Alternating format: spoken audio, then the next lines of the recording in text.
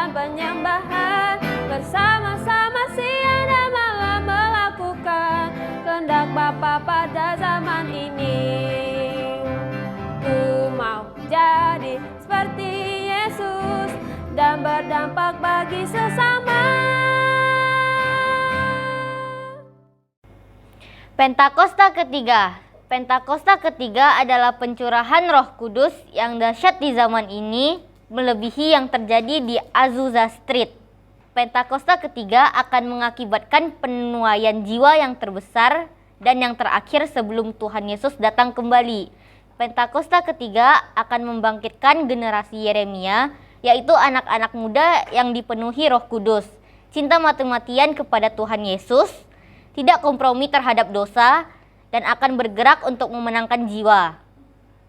Pentakosta ketiga lahir di Indonesia dan bergerak ke bangsa-bangsa. Gerakan ini dari timur ke barat dan akan kembali ke Yerusalem. Pentakosta ketiga akan memberikan kuasa untuk menyelesaikan amanat agung, dan setelah itu Tuhan Yesus datang kembali. Adik-adik, sebelum kita mulai ibadah kita berdoa yang dipimpin oleh Kak Glory. Adik-adik, mari kita berdoa. Tuhan Yesus, terima kasih buat hari ini. Sekarang kamu mulai ibadah kami. Kiranya Engkau memberkati kami dari awal, pertengahan, hingga akhirnya. Dalam nama Tuhan Yesus sama-sama kita katakan, amin. Shalom adik-adik semuanya. Shalom. Kakak undang adik-adik semua bangkit berdiri. Pasukan Kristus siap. Yes.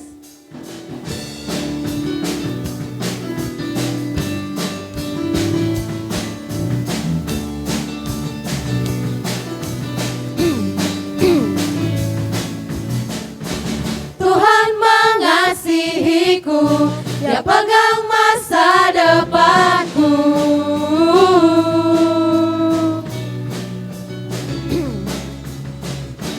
Takkan pernah ku ragu, ku berharga di matanya.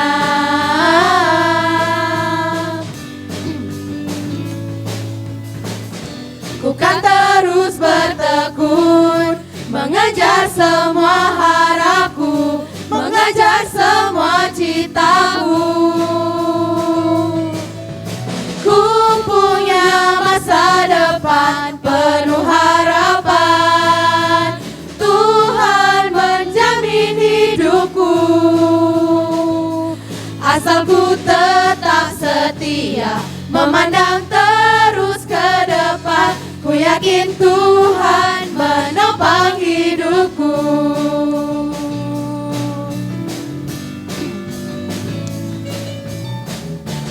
Tuhan mengasihiku, Dia pegang masa depanku.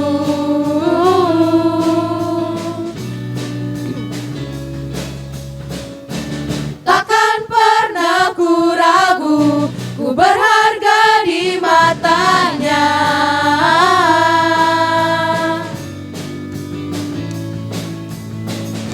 Bukan terus bertekun, mengejar semua harapku, mengejar semua citaku. Ku punya masa depan penuh harapan, Tuhan menjamin hidupku. Asal ku tetap setia, memandang terus ke depan, ku yakin Tuhan menopang hidupku. Ku punya masa depan penuh harapan, Tuhan menjamin hidupku. Asal ku tetap setia, memandang terus ke depan, ku yakin Tuhan menopang hidupku. Ku kan berlari mengejar citaku, ku yakin Tuhan menopang hidupku.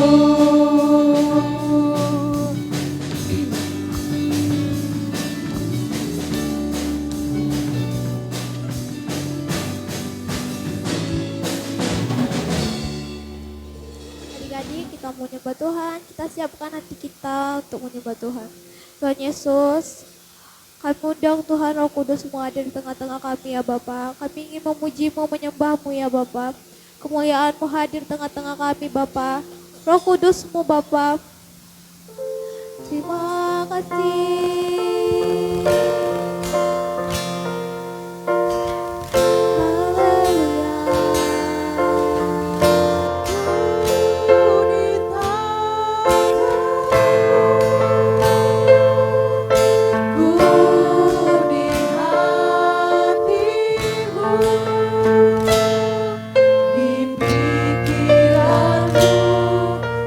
Rencanamu tak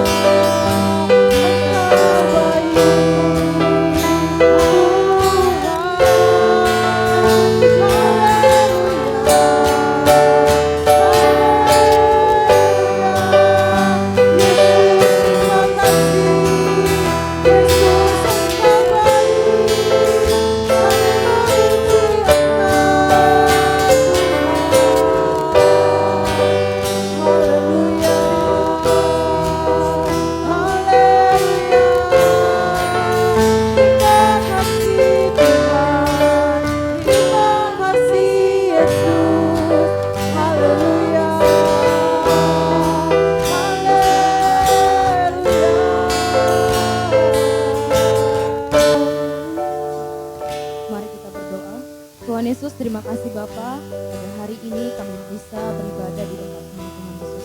Tuhan, kami berdoa untuk bangsa kami Bapa, bangsa Indonesia Tuhan. Bangsa yang kami cintai ini Bapa, Kau berkati Bapa. Kau lindungi dia dari segala mara bahaya Tuhan Yesus. Kau jauhkan dia dari segala mara bahaya Bapa. Tuhan, Kau berkati juga kota kami, kota Pekanbaru Tuhan Yesus.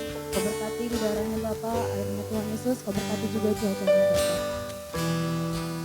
Berdoa Tuhan Yesus, berkati juga masyarakat yang ada di kota Pekanbaru ini.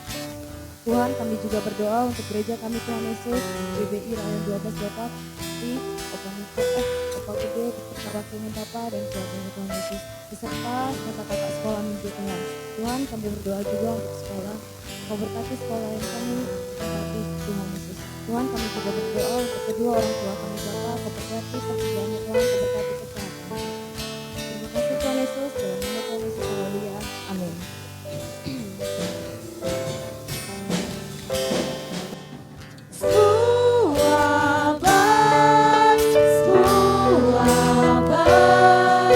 Apa yang telah Kau perbuat di dalam hidupku. Semua baik, sungguh teramat baik. Kau jadikan hidupku berarti. Kau jadikan hidupku berarti. Kau jadikan hidupku berarti.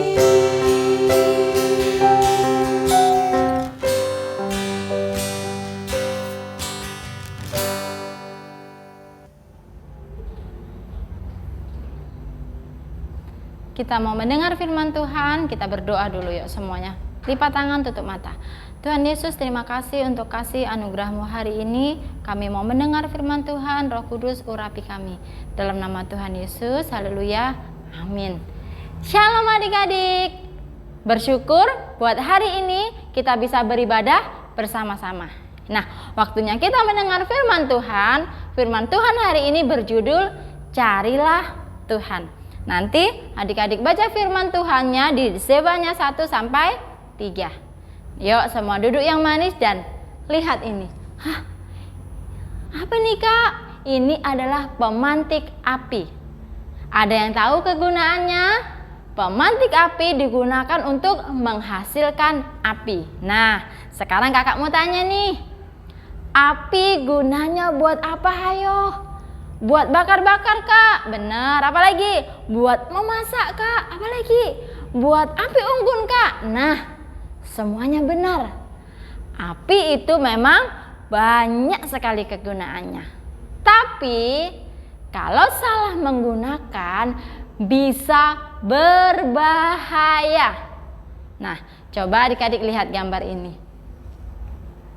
Kira-kira orang ini lagi ngapain ya? Aduh, ini gambar sangat mengerikan. Ini rupanya adalah gambar seorang imam berhala dan ia sedang mempersembahkan korban seorang anak bayi untuk dibakar buat berhalanya atau dewanya, yaitu dewa Molok atau dewa Milkom, si dewa jahat. Jahat banget. Biasanya nih korban bakaran itu ada domba, terus apa lagi? Ada lembu. Nah, ini seorang bayi. Coba adik-adik perhatikan bayi ini. Astaga, kasihan kan? Dia ketakutan bahkan menangis. Dan bukan cuma itu aja adik-adik. Orang tuanya juga sedih. Tapi mereka nggak mampu menolong anak ini. Mereka juga ikut bersalah. Karena mereka menyerahkan anaknya untuk dibakar. Untuk dipersembahkan buat dewa api. Aduh, ngeri kan? Ngeri banget. Nah, kita lihat lagi di 2 Raja-Raja 23 ayat 10. Ia menajiskan juga Tofet yang ada di lembah Ben Hinnom, supaya jangan orang mempersembahkan anak-anaknya sebagai korban dalam api untuk dewa Molok. beberapa raja di Israel mempersembahkan korban anak-anak untuk dibakar buat dewa Molok.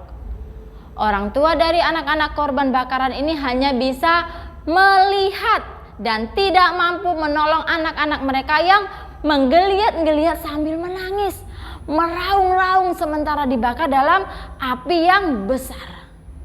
Dan adik-adik, bukan cuma itu. Nah, yuk kita lihat gambar berikutnya. Gambar apa lagi nih ya? Adik-adik, rupa-rupanya imam-imam ini juga menipu banyak orang dengan cara meramal nasib orang-orang dengan ramalan bintang. Nih, misalnya, wah, kira-kira nih kalau orang yang lahir bulannya Maret, bintangnya ini nih. Dan ramalannya adalah kayaknya kalau kesehatannya nih kembang kempis alias gak mau maju. Kalau jodohnya kayaknya nih jodohnya lain jenis. Aduh, kalau masa depannya? Kalau masa depannya kayaknya madesu. Apa tuh Kak Lucy madesu? Masa depan suram alias hidup segan, mati tak mau, dan seterusnya. Adik-adik yang dikasihi Tuhan, kakak mau jelaskan. Kelihatannya semua ramalan tampaknya benar, tapi ujungnya menuju maut. Kenapa Kak? Karena mereka bertanya kepada roh-roh jahat. Wah, mereka imam-imam dan nabi-nabi adalah penipu. Adik-adik, orang-orang ini telah membuat Tuhan sangat murka. Mereka harus diperingatkan. Mereka pasti binasa. Lalu, siapakah yang harus diutus untuk memperingatkan mereka? Siapakah yang mau menjadi nabinya Tuhan? Dan inilah orangnya.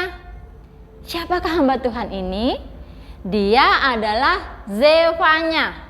Arti namanya adalah Tuhan menyembunyikan atau Tuhan melindungi. Nabi Zefanya adalah anak Kusi dan cucu buyut dari Raja Hizkia. Nabi Zefanya ini bernubuat selama masa pemerintahan Raja Yosia. Nabi Zefanya adalah anak orang kaya karena keturunan raja, tapi mau dipakai sama Tuhan. Dia rendah hati dan selalu mencari Tuhan dan menanyakan petunjuk-petunjuknya. Nah, inilah pesan Nabi Zefanya. Carilah Tuhan, hai semua orang yang rendah hati di negeri, yang melakukan hukumnya. Carilah keadilan, carilah kerendahan hati. Mungkin kamu akan terlindung pada hari kemurkaan Tuhan. Ingat, carilah Tuhan dan selalu menanyakan petunjuk-petunjuk Tuhan. Nah, adik-adik yang dikasihi Tuhan, Nabi Zefanya adalah seorang nabi yang selalu mencari Tuhan. Yuk, bilang sama kakak, selalu mencari Tuhan. Nabi Zefanya tidak mau jauh dari Tuhan, dan ia selalu menanyakan petunjuk-petunjuknya Tuhan. Nah, perhatikan ya, suatu hari kelak adik-adik akan bertemu dengan Nabi Zefanya di surga. Hah? Kok di surga Kak? Iyalah di surga, karena Nabi Zefanya adalah orang yang dekat sama Tuhan dan selalu menanyakan petunjuk-petunjuknya Tuhan. Sedangkan imam-imam berhala ini, di manakah mereka kelak? Apa yang terjadi dengan mereka? Yuk kita lihat gambar ini. Imam-imam berhala disiksa di neraka. Oleh sebab itu adik-adik, yuk kita semua harus mencari Tuhan. Jangan main ramal-ramalan, apalagi menyembah benda-benda di langit. Perhatikan di Zefanya 2 ayat 3 bagian A. Carilah Tuhan. Nah, adik-adik yang di rumah boleh bilang sama kiri kanan, atau bahkan kalau ada papa mama atau adik atau abang, bilang carilah Tuhan. Yuk bilang lagi, carilah Tuhan. Maksud mencari Tuhan adalah mencari kehadiran Tuhan dalam doa, pujian, dan penyembahan kita. Dalam setiap hal yang kita lakukan, kita harus mencari Tuhan. Ya, di mana aja Kak kita cari Tuhan? Di rumah bisa, di mana lagi? Di sekolah juga bisa, di gereja juga bisa, bahkan di tempat pekerjaan dan di mana aja. Di rumah, di keluarga kita mencari Tuhan, mencari hadirat Tuhan atas keluarga kita. Pada waktu ada persoalan atau ada masalah, jangan lari ke ramalan atau dukun, tetapi berdoa mencari Tuhan, mencari petunjuk-petunjuknya Tuhan dimanapun kita berada. Dalam 2 Tawarik 26 ayat 5 dikatakan, dan selamanya ia mencari Tuhan, Allah membuat segala usahanya berhasil. Ye, katakan amin. Kakak ulangi lagi ya, sampai 3 kali. Dan selama ia mencari Tuhan, Allah membuat segala usahanya berhasil. Sampai nancep ya, sekali lagi. Dan selama ia mencari Tuhan, Allah membuat segala usahanya berhasil. Yeay! Tetapi banyak halangan yang dihadapi untuk mencari Tuhan. Apa aja nih Kak? Nih misalnya kesibukan, ikut les atau kursus sana sini yang menyita waktu kita untuk beribadah. Kalau nggak ikut les, nanti takut tidak bisa bersaing atau nggak pandai. Nah, bukan nggak boleh ikut les atau kursus ya, tetapi tetap ingat, waktunya untuk ibadah tetap harus ibadah. Kemudian nih, suka nonton televisi atau YouTube, tapi tidak ada batasan. Waktunya berdoa, waktunya membaca firman Tuhan, jadi lupa semua karena kebanyakan nonton. Juga nih yang suka main PS atau game, yang membuat lupa segalanya. Lupa termasuk berdoa, termasuk lupa juga membaca firman Tuhan. Ingat adik-adik, kursus, les, nonton TV, YouTube, main PS, game, tidak berdosa, ya. Tidak berdosa. Akan tetapi kalau itu semua menghalangi anak-anak untuk mencari Tuhan, berarti ada yang salah dengan hal itu. Hari ini kita diingatkan supaya anak-anak mencari Tuhan dan selalu menanyakan petunjuknya Tuhan. Bagaimanapun, apapun keadaanmu, tetap carilah Tuhan. Biarlah firman Tuhan hari ini menjadi ingat-ingatan buat adik-adik dari sekarang sampai selama-lamanya. Bahkan sampai nanti, kalau kata-kata selama-lamanya itu sampai nanti kita dewasa. Nah, yuk, hari ini kita sudah belajar firman Tuhan, kita harus mencari Tuhan. Mencari Tuhan bukan dalam kondisi kita baik saja, tetapi dalam segala hal. Libatkan Tuhan, cari Tuhan. Yuk, Kak Lucy mau ajak adik-adik, kita mau berdoa. Semuanya lipat tangan, kita mau berdoa sungguh-sungguh sama Tuhan. Kita bilang terima kasih Tuhan buat hari ini. Kita mengucap syukur. Kalau Tuhan masih baik sampai hari ini, Tuhan masih jaga kita sampai hari ini. Kita nggak mau jatuh dalam dosa, kita nggak mau kompromi sama iblis. Kita mau surga penuh, kosongkan neraka. Adik-adik boleh berdoa, boleh bilang sama Tuhan, Tuhan ini aku, Tuhan pakai aku. Tuhan, aku mau cari Tuhan. Lewat kondisi apapun Tuhan izinkan terjadi. Baik senang, baik susah, kami mau cari Tuhan. Apapun kondisi kami Tuhan, kami tetap cari Tuhan. Sekali-kali kami tidak akan kecewa sama Tuhan. Terima kasih Tuhan Yesus. Ini doa kami. Dalam nama Tuhan Yesus, sama-sama katakan, amin. Tuhan Yesus memberkati.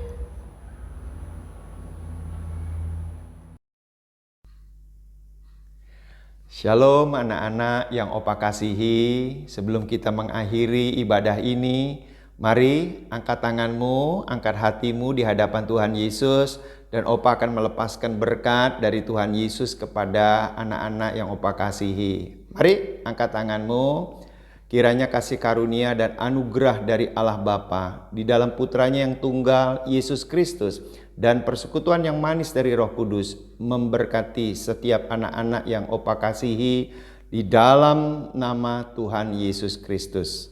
Amin.